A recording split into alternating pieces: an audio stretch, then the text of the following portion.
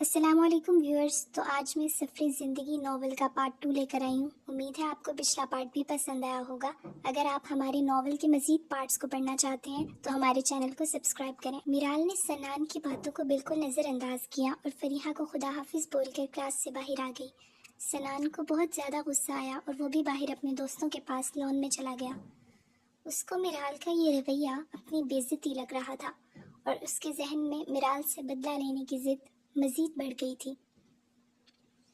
میرال نے اپنی چادر اوڑھ کر نقاب کیا اور گھر واپس جانے کے لیے بس کے لیے روانہ ہو گئی۔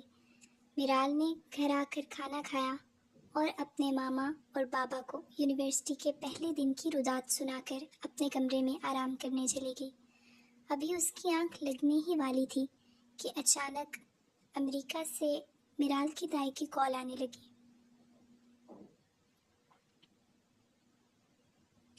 میرال نے غصے پر قابو پاتے ہوئے جب فون اٹھایا تو سلام کر کے خیریت دریافت کی۔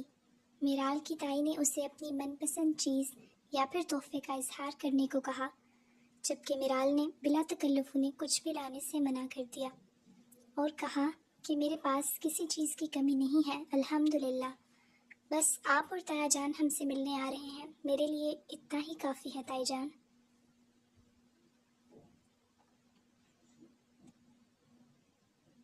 میرے بابا اور تایا ابو کے درمیان کا فاصلہ اب کچھ وقت کے لیے ختم ہو جائے تو یہی بہتر ہے۔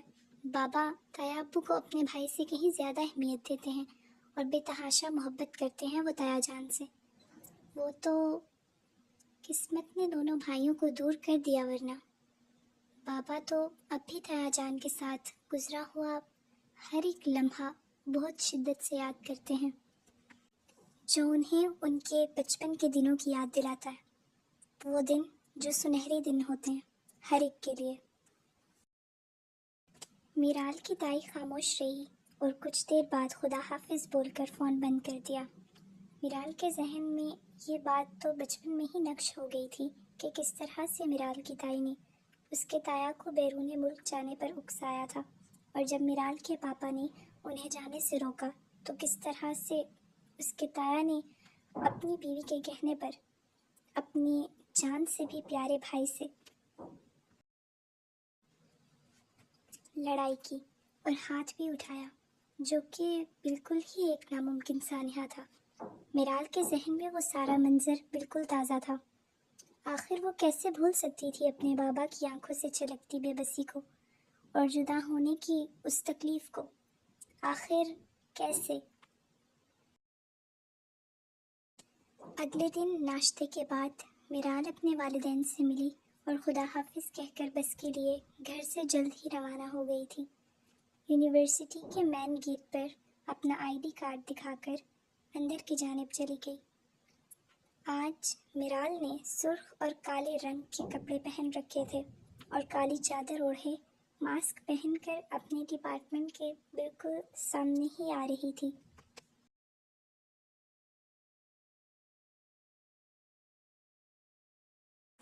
ابھی میرال نے سیڑھیوں پر پہلا قدم رکھا ہی تھا کہ اچانک اوپر سے ٹھنڈے پانی کا گیلن اس کے اوپر آ گرا اور وہ پوری طرح سے بھیگ گئی اور برف والے ٹھنڈے پانی کی وجہ سے کانپنے لگی۔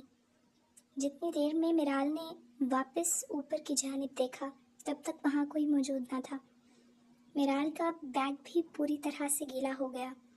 اب وہ وہیں کھڑی شرمندگی کے باعث نہ آگے بڑھ رہی تھی اور نہ ہی پیچھے ہٹ رہی تھی۔ جیسے تیسے میرال نے تمام تر ہمت مجتمع کر کے اپنا قدم آگے کی جانب بڑھایا اور کلاس میں جا پہنچی۔ پوری کلاس اس کو دیکھ کر ہنسنے لگی اور کہکہوں کی آوازیں بلند ہونے لگی۔ وہ خاموشی سے سب دیکھ رہی تھی کہ اس کے پیچھے سے میر سنان کالی ہوڈی اور جینز پہنے کلاس کے اندر آ کر میرال کے سامنے کھڑا ہو گیا۔ میر سنان نے میرال کے کان کی طرف اپنا منہ کیا اور امبیرسنگ کہہ کر ہنسنے لگا۔ میرال جو کسی نامحرم کو دیکھنا تک گوارا نہیں کرتی تھی، آج اس کی نظریں غصے کی شدت سے اسے گھور رہی تھی۔ فریحہ بھی یہ سب کچھ حیران ہو کر دیکھ رہی تھی۔ کچھ سیکنڈ بعد فریحہ ہوش میں آتے ہی فوراً اپنی جگہ سے اٹھی اور میرال کو واش روم لے گئی۔ فریحہ نے اپنے ڈرائیور کو فون کر کے میرال کے لیے کپڑے منگوائے اور میرال کو چینجنگ روم میں بھیج دیا۔ کلاس شروع ہونے میں ابھی صرف 10 منٹ رہ گئے تھے۔ فریحہ نے میرال کو اسائنمنٹ بنانے کا کہا اور کلاس میں چلی گئی۔ میرال نے بھی اپنی اسائنمنٹ بنائی تھی پر وہ بھی بالکل گیلی ہو چکی تھی۔ میرال چینج کرنے کے بعد تقریباً چینکتی ہوئی کلاس کی جانب بھاگی تاکہ اسائنمنٹ کی حالت دیکھ سکے۔ فریحہ تو اپنی سیٹ پر بیٹھی ہی تھی کہ سنان میرال کی غیر موجودگی سے اپنی جیت پر ہنسنے لگا۔ پروفیسر عمار کی کلاس میں آتے ہی سب خاموش ہو گئے۔ جب میرال دروازے پر دستک دے کر اجازت لیتے ہوئے کلاس کے اندر داخل ہوئی اور دیر سے آنے پر معذرت بھی کی۔ میرال نے کالے رنگ کے سفید پھولوں والا پاؤں کو چھوتا فراک اور ساتھ میں فریحہ کی ہی جینس کی جیکٹ پہن رکھی تھی جو ایک گاؤن کی طرح ہی اس کے ڈریس کو پیش کر رہی تھی۔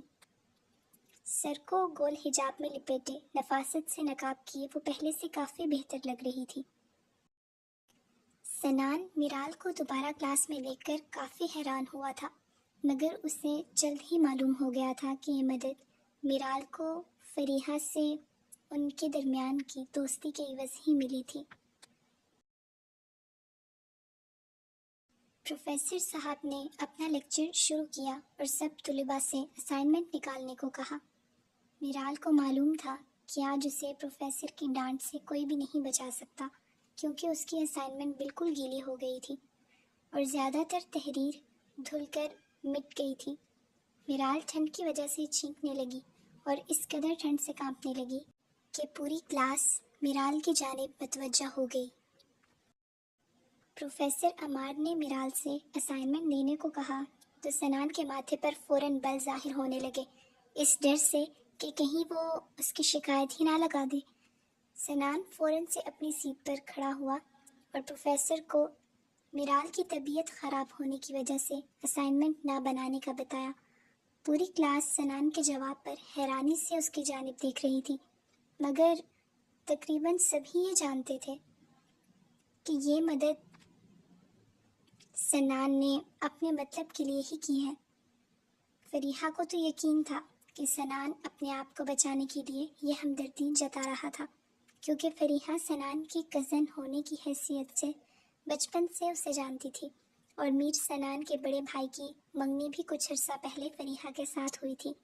سنان اپنے بڑے بھائی میر منان سے بالکل مختلف اور متضاد شخصیت و فطرت کا مالک تھا جبکہ میر منان فریحہ کو اپنے ہمدردانہ رویے کی وجہ سے پسند تھا۔ ان کی یہ جوڑی مکمل جوڑی معلوم ہوتی تھی۔ پروفیسر عمار بھی ان کے والدین کے ماموزاد بھائی تھے مگر کبھی بھی ان میں اور باقی طلباء میں فرق نہیں رکھا تھا۔ پروفیسر عمار کو سنان کا یہ ہمدردانہ جواب سن کر کافی حیرانی ہوئی مگر پھر خوش بھی ہوئے کہ کبھی تو سنان میں سنجیدگی سے کسی کے ساتھ ہمدردی کی۔ میرال بھی حیران و پریشان تھی کہ سنان نے اسے بچانے کے لیے یہ سب کیوں کیا۔ ابھی وہ اسی سوچ میں ہی غرق تھی کہ فریحہ نے اس سے بتایا کہ سنان نے اس سے کوئی ہمدردی نہیں کی بلکہ اپنی شکایت کے ڈر سے یہ سب کہا۔ میرال نے فریحہ سے مزید پوچھا تو فریحہ نے میرال کو اپنے اور اس کے بھائی کے بارے میں اور ان کے درمیان کے رشتے کے بارے میں بھی سب بتا دیا۔ فریحہ نے میرال کو بتایا کہ میں بچپن سے زیادہ تر انہی کے ساتھ رہی ہوں اور سنان کو بچپن سے ہی جانتی ہوں کہ وہ کتنا شرارتی اور شروع سے ہی انا پرست ہے۔ اپنا مطلب حاصل ہو تو مدد کرتا ہے مگر خود کوئی حصول نہ ہو تو مرتے ہوئے بندے کی بھی پرواہ نہیں کرتا اور اس کی یہ عادت اسے مزید برائیوں کی جانب راغب کرتی ہے۔ مگر میں حیران ہوتی ہوں کہ اپنے بھائیوں اور ماں باپ سے اس کی محبت، لگاؤ اور اپنائیت اتنی ہے کہ ان کے لیے کچھ بھی کر گزرنے کا کہا جائے تو بغیر کچھ بولے کر جائے گا۔ کچھ عجیب ہی موڈ سوئنگز ہیں جناب کے، مگر مجھ سے کبھی کوئی بحث یا لڑائی نہیں ہوئی اس کی اور مجھے تو وہ پہلے بھی اپنی بہنوں کی طرح ہی ٹریٹ کرتا تھا اور اب جب چڑھانا ہو تو اکثر بھابھی بول کر تنگ کرتا ہے۔ لیکن مجھے بالکل برا نہیں لگتا کیونکہ میں نے بھی ہمیشہ سے اسے بھائی کا درجہ دیا ہے۔ یہ تو بس ٹیچرز کا کہنا ہے کہ وہ برا ہے، مگر میرے خیال سے اگر وہ اپنی ضد اور اپنی خود پسندی کو کم کر دے تو اس سے اچھا شاید کوئی نہیں ہے، ایٹ لیسٹ یونی میں تو کوئی بھی نہیں۔ میرال نے فریحہ کی باتوں کو تجسس سے سنا اور کچھ دیر بعد چلی گئی۔ اگلے لیکچر کا ٹائم ظہر کی نماز کے بعد شروع ہونا تھا۔ میرال نے اتنی دیر میں وضو کیا اور نماز کے لیے پریئر روم کی جانب چلی گئی۔ میرال نے نماز پڑھ کر دعا مانگی اور رونے لگی، کیونکہ اس کے وہم و گمان میں بھی نہیں تھا کہ اللہ پاک اس کی مدد کے لیے اتنے وسیلے بنا دیں گے، پہلے کپڑوں کے لیے فریحہ کو اور پھر اسائنمنٹ کے لیے سنان کو، چاہے اس نے اپنے بدلے کے لیے ہی اس کی مدد کیوں نہ کی تھی۔ یہ نشانیاں بھی صرف اللہ کے متوکل بندوں پر ظاہر ہوتی ہیں، جو خود سے کہیں زیادہ اپنے رب پر بھروسہ کرتے ہیں۔ میرال کے دل و دماغ میں سنان کے لیے کوئی بھی ضد اور بدلہ لینے کی سوچ پیدا نہیں ہوئی، بلکہ جو بھی ہوا اس نے خدا کی رضا میں اپنی رضا کو شامل کرتے ہوئے وہ لمحہ بھلا دیا۔ بیل ہوئی اور تمام کلاس اپنی سیٹوں پر آ کر بیٹھ گئی۔ میرال اور فریحہ بھی اپنے بینچ کی طرف آ گئیں۔ فریحہ تو دیکھ رہی تھی، مگر میرال نے بالکل بھی غور نہیں کیا کہ اس کے پیچھے حنزلہ اور سنان بیٹھے ہیں۔ پروفیسر سلیم جو کہ یونی میں نئے تھے سب کا تعارف لینے لگے اور پھر اپنا لیکچر شروع کیا۔ میرال کی طبیعت مزید خراب ہو رہی تھی اور مسلسل چھینکنے کی وجہ سے اس کا دھیان کلاس کی طرف بالکل بھی نہیں تھا۔ فلو کی وجہ سے سر درد سے پھٹا جا رہا تھا۔ سنان اور حنزلہ نے میرال کو مزید تنگ کرنے کے لیے صبح ہونے والا واقعہ دوبارہ سے دہرانا شروع کر دیا اور میرال کی خاموشی پر اور بے بسی پر ہنسنے لگے۔ میرال نے ان کی باتوں کی طرف توجہ نہ دیتے ہوئے اپنے باقی کے بھی 2 لیکچرز لیے اور اپنی چادر اوڑھ کر بغیر کچھ کہے بس میں روانہ ہو گئی۔ گھر میں میرال کے تایا اور تائی جان کے آنے پر تیاریاں ہو رہی تھیں، مگر کسی کو معلوم نہیں تھا کہ میرال گھر واپس آ گئی ہے۔ شام کے وقت گھر آتے ہی میرال کے بابا عمران صاحب نے میرال کا پوچھا تو ان کے گھر کی ملازمہ رافعہ نے بتایا کہ وہ تو کب سے آ چکی ہیں اور اپنے کمرے میں آرام کر رہی ہیں۔ میرال کے بابا فوراً اس کو جگانے کے لیے کمرے میں گئے اور میرال کے سر پر ہاتھ رکھ کر اس سے ایئرپورٹ لے جانے کے لیے جگایا، مگر وہ بخار میں اس قدر تپ رہی تھی کہ اپنے بابا کے بلانے پر جواباً جی بابا بھی نہیں بول سکتی تھی۔ عمران صاحب نے اپنی بیٹی کو جب اس حالت میں دیکھا تو دوبارہ سے میرال پر چادر ڈال دی اور ملازمہ رافعہ سے اس کے پاس رہنے کو کہا۔ میرال کے بابا کائنات اور اس کی ماما کو لیے ایئرپورٹ کی جانب روانہ ہو گئے۔ گھر پہنچتے ہی میرال کے تایا تائی اور بہرام اس کے کمرے میں اس سے ملنے کے لیے چلے گئے۔ وہ اپنے تایا اور تائی سے ملی، مگر وہ بھی لیٹے ہوئے، کیونکہ اس میں ذرا سی بھی اٹھنے کی ہمت نہیں تھی۔ بہرام نے سلام کیا اور ہاتھ ملانے کے لیے میرال کے سامنے اپنا ہاتھ بڑھایا۔ میرال کو بے ساختہ میر سنان کا ہاتھ یاد آیا جب اس نے بھی اپنا ہاتھ میرال کے آگے بڑھایا تھا۔ میرال نے اپنی عادت کے مطابق ہمیشہ کی طرح بہرام کو صرف منہ سے سلام کا جواب دیا اور تکیہ سیدھا کر کے بیٹھ گئی۔ بہرام نے اپنا ہاتھ پیچھے کیا اور حیرانی سے میرال کو دیکھنے لگا۔ میرال جب کسی بھی نامحرم سے ہاتھ نہیں ملاتی تھی تو بہرام سے کیسے ملا سکتی تھی؟ ہاں وہ میرال کا منگیتر تھا، مگر تھا تو نامحرم ہی نہ۔ پتہ نہیں کیوں آج کل منگنی اور دعا خیر کی معمولی سی رسم ادا کر کے لڑکا لڑکی کو ایک دوسرے سے جوڑ دیا جاتا ہے، جبکہ یہ رسمیں تو کوئی معنی نہیں رکھتی۔ اگر کوئی رشتہ ایسا ہے جو نامحرم سے محرم بنانے کی طاقت رکھتا ہے تو وہ صرف اور صرف نکاح ہے، ایک پاک و مقدس اور قیمتی رشتہ جس کا کوئی نیم البدل نہیں، جس رشتے کے حقوق ماں باپ کے حقوق سے بھی زیادہ ہیں۔ کائنات نے سب کو کھانے کے لیے بلایا اور میرال کو سوپ دے کر چلی گئی۔ اگلے دن میرال فجر کی نماز پڑھ کر تیار ہونے لگی۔ ناشتے کے ٹیبل پر جاتے ہی میرال نے اپنی تائی، ماما اور بابا کو بیٹھے دیکھا۔ سب کو سلام کرتے ہوئے میرال نے دودھ کا گلاس پیا اور اپنی چادر اوڑھ کر ماسک پہننے لگی۔ سب کو اللہ حافظ کہتے ہوئے دروازے کی طرف چلی گئی۔ ابھی میرال نے اپنا قدم باہر کی جانب رکھا ہی تھا کہ سامنے بہرام اور اس کے تایا جان جاگنگ کرنے کے بعد گھر آ رہے تھے۔ میرال نے تایا جان کو سلام کیا، تو تایا جان نے اس کی طبیعت خراب ہونے کے باعث یونیورسٹی جانے سے منع کر دیا، مگر میرال نے کچھ ہی لیکچرز کا بتا کر جلدی واپس آنے کی تسلی دی۔ آج میرال نے آسمانی رنگ کا کرتا اور ساتھ میں سفید کیپری کے ساتھ سر پر سفید ہی دوپٹہ لیا ہوا تھا۔ اس کے کانوں میں سفید موتیوں والے ٹاپس اور گلے میں پرل چین چمک رہی تھی، جس کی وجہ سے بہرام بغیر اپنی پلکیں جھپکائے میرال کو مسلسل دیکھ رہا تھا۔ میرال نے جب بہرام کی جانب دیکھا تو کچھ پل کے لیے حیران رہ گئی۔ وہ شخص اپنی کسرتے جسم، صاف رنگت کے ساتھ ہلکی بیئرڈ میں بہت وجیح لگ رہا تھا۔ اس کے مضبوط ہاتھ اور ان پر واضح لکیریں اس کو مزید پرکشش بنا رہی تھی۔ میرال نے فوراً سر جھٹک کر اپنی نظریں نیچے کر لی، کیونکہ وہ شخص ابھی اس کا محرم نہیں تھا۔ میرال کی نظر جب بہرام پر پڑی تو اس نے فوراً چادر اوپر کر کے اپنی گردن کو بھی ڈھک دیا۔ بہرام شرمندہ ہو رہا تھا۔ میرال نے اللہ حافظ کہا اور دروازے سے باہر نکل گئی۔ کچھ قدم چلنے کے بعد بہرام فوراً میرال کے سامنے آ گیا اور اپنا کسرتی بازو سامنے رکھتے میرال کا راستہ روک کر کہا، "Listen, I didn't mean that. اگر تمہیں برا لگا تو I am sorry." میرال نے مسکراتے ہوئے سر کو جنبش دی اور آگے کی جانب بڑھ گئی۔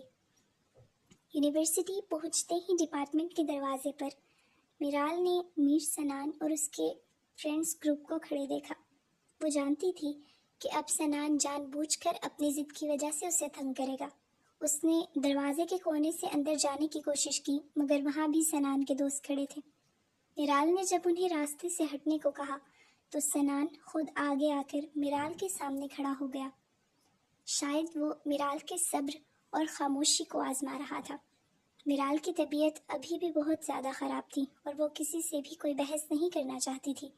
اس نے اپنے قدم پیچھے لیتے ہوئے یونیورسٹی کے مین گیٹ کی طرف بڑھائے اور لان میں پڑے لکڑی کے بینچ پر بیٹھ گئی۔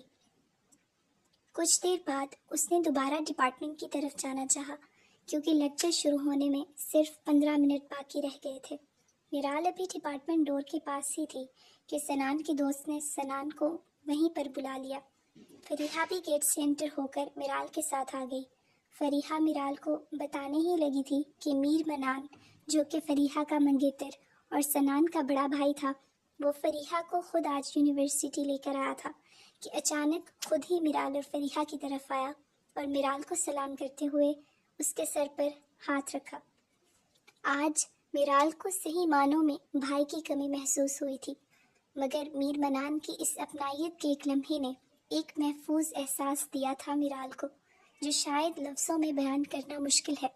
دوسری جانب سنان نے جیسے ہی اپنے بڑے بھائی کو آتے دیکھا تو فوراً دروازے کے ایک کونے میں کھڑا ہو گیا، کیونکہ پہلے بھی کئی مرتبہ سنان کی شکایت اس کے گھر جا چکی تھی اور اس کے والد اس بات کو برداشت نہ کرتے، کیونکہ یونیورسٹی کے وائس چانسلر ہونے کی حیثیت سے وہ اپنے بیٹے کی ذرا سی شرارت کو بھی اپنی ہی بے عزتی سمجھتے تھے، اور اپنے بابا کی ناراضگی میر سنان سے 2 دن سے زیادہ برداشت ہی نہ ہو پاتی تھی۔ شاید باپ بیٹے کی محبت یا پھر ان کا لگاؤ ایسا تھا۔ پھر منان ہی دونوں باپ بیٹے میں صلح کرواتا اور ان کو راضی کرواتا۔ منان نے فریحہ اور میرال کو کلاس تک چھوڑا اور میرال کا تعارف کرنے کے بعد فریحہ نے منان کا شکریہ ادا کیا اور کلاس کی جانب چلی گئیں۔